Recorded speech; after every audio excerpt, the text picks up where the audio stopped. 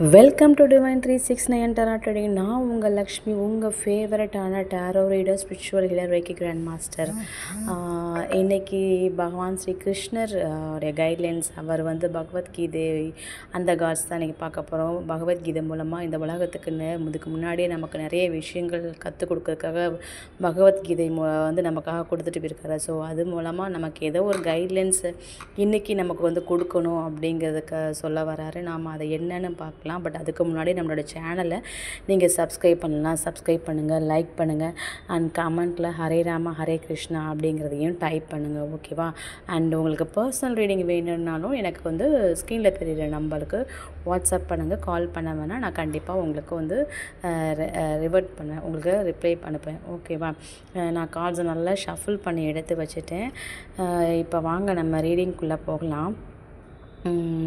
என்ன சொல்ல வராருன்னா, டாலரண்ட், சப்மிசிவ் அண்ட் ரினன்சியேஷன் அப்படிங்கிற மாதிரி சொல்கிறாரு. ஸோ உங்களுக்கு இதுலேருந்து எனக்கு என்ன புரியுது அப்படின்னா, எனக்கு என்ன சொல்கிறாருன்னா, பார்க்குறவங்க நிறைய பேர் வந்து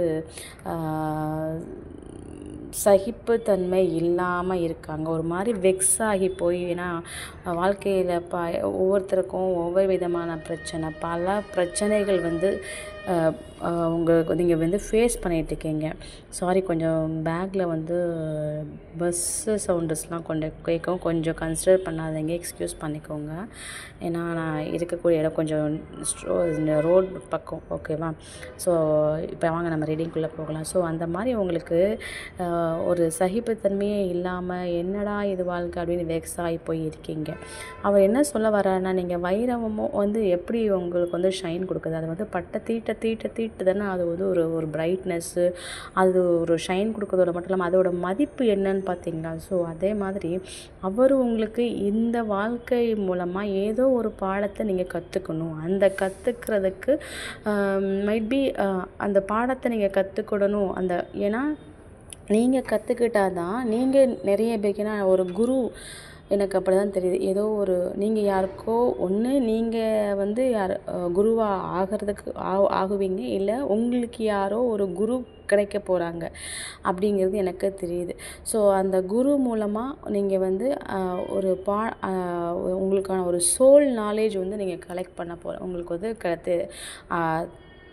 தெரிஞ்சிக்க போகிறீங்க. உங்களுடைய சோல் வந்து ரொம்ப நாலேஜபிளாக ஆக போகுது. அது மூலமாக உங்களுடைய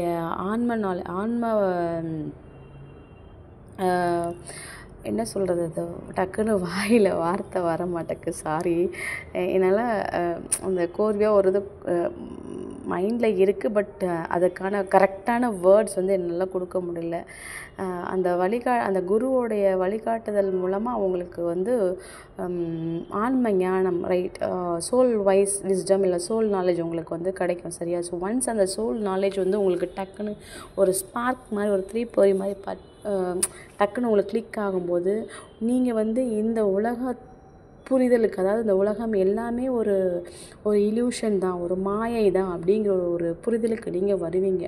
ஸோ அப்போ அதை வந்துட்டாலே போதுமே, நீங்கள் எல்லாத்துலேருந்துமே நீங்கள் டிட்டாச் ஆகிடுவீங்க இல்லையா? ஸோ ஒன்ஸ் நீங்கள் எப்போ டிட்டாச் ஆகிறீங்களோ அப்போவே நீங்கள் வந்து டிட்டாச் ஆகும்போது உங்களுக்கு வந்து நீங்கள் வந்து சரண்டர் ஆகிடுவீங்க இல்லையா? பகவான் கிருஷ்ணர் கிட்ட நீங்கள் வந்து சரண்டர் ஆகிடுவீங்க. ஸோ ஏன்னா எல்லாமே அவர் தான், இந்த உலகத்தை படைத்தது எல்லாமே, ஒவ்வொரு காற்று, பஞ்சபூதங்களும் சரி, இல்லை நமக்கான நம்ம எடுத்துகிட்டு வந்த இந்த பிறவியும் சரி, இந்த உடலும் சரி, எல்லா விஷயமே நீங்கள் சாப்பிட்றது, தூங்குறது, நீங்கள் உங்களோட மூச்சு காற்று, நீங்கள் பார்க்குற எல்லா விஷயத்துலையும், நீங்கள் கேட்குற எல்லா விஷயத்துலையும், எல்லாமே இந்த உலகம் ஃபுல்லாகவே ஒரு அணுக்கள் கூட ஃபுல்லாமே அவர் நிறைஞ்சிருக்கிறாரு. அப்படிங்கிறத நீங்கள் வந்து புரிஞ்சு அவரோட சரணாகதி அடையும் போது உங்களுக்கான ஒரு எக்ஸ்கியூஸ் மீ, சாரி, கொஞ்சம் த்ரோட் இன்ஃபெக்ஷன், அதனால தான், ஓகேவா? ஸோ அந்த புரிதலுக்கு நீங்கள் வரும்போது நீங்கள் வந்து எல்லாமே அவர் தான் அப்படின்னு சரண்டர் ஆகிடுவீங்க இல்லையா? ஸோ எப்போ நீங்கள் சரண்டர் ஆகிறீங்களோ அடுத்த நிமிஷமே கண்ணா இல்லை கிருஷ்ணா நாராயணா அப்படின்னு கூப்பிடும் அடுத்த நிமிஷமே அவர் வந்து உங்களுக்காண்டி, உங்களோட குறைய தீர்க்கக்காண்டி அவரே வந்து உங்களை வந்து பாதுகாத்து, உங்களை அரவணைச்சு, உங்களுடைய உங்களுக்கு என்ன தேவையோ அதை வந்து நிறைவேற்றி கொடுப்பாரு அப்படிங்கிறது தான் உங்களுக்கு வந்து சொல்கிறாங்க இங்கே.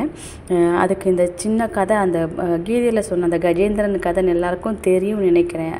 இருந்தாலும் லைட்டாக சொல்லிடுறேன். அவர் வந்து கிருஷ்ணருடைய அந்த கஜேந்திரன், இந்த யானை வந்து கிருஷ்ணருடைய அந்த கஜேந்திரனுடைய கதை ஓரளவுக்கு எல்லாருக்குமே தெரியும்னு நினைக்கிறேன். பட் இருந்தாலும் ஷார்ட்டாக சொல்லிடுறேன். கஜேந்திரன் வந்து விஷ்ணுவோடைய தீவிர பக்தர், ஓகேவா?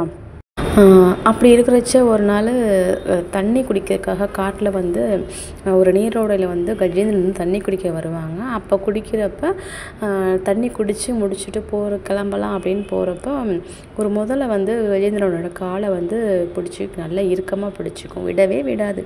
கஜேந்திரன் எவ்வளவோ போராடி பார்ப்பார்.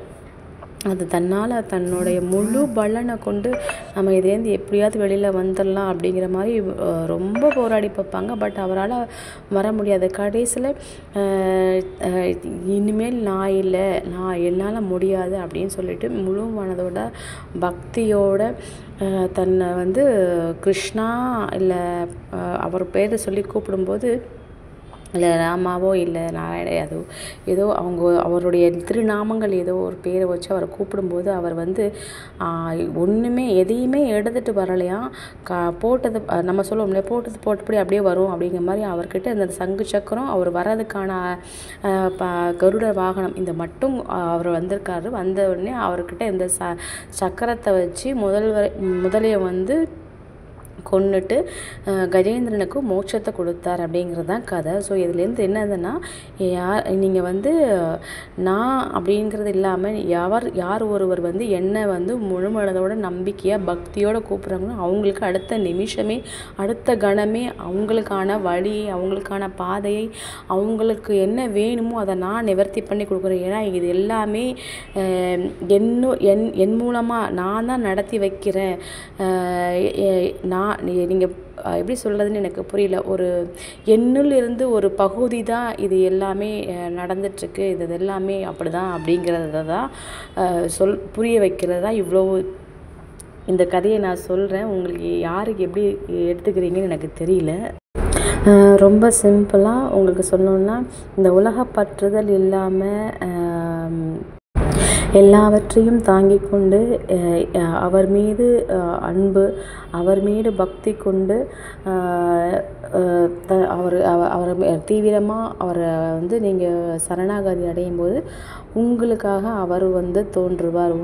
உங்களுக்கான என்ன வேணுமோ அதை வந்து அவர் வந்து நிவர்த்தி பண்ணி கொடுப்பார் அப்படிங்கிறது தான் இதோட ஃபைனல் மெசேஜ். யார் இந்த ரீடிங் எப்படி இருக்குன்னு கண்டிப்பாக எனக்கு கமெண்ட்டில் சொல்லுங்கள். நானும் தெரிஞ்சுக்க ஆசைப்பட்றேன். இந்த எப்படி உங்களுக்கு ஃபீல் ஆகுது அப்படிங்கிறது தெரிஞ்சுக்கலாம் அப்படிங்கிறத நினைக்கிறேன். அப்புறமா கண்டிப்பாக ஹரே ராம ஹரே கிருஷ்ணா டைப் பண்ணுங்கள். நம்ம அடுத்த ரீடிங்கில் பார்க்கலாம்.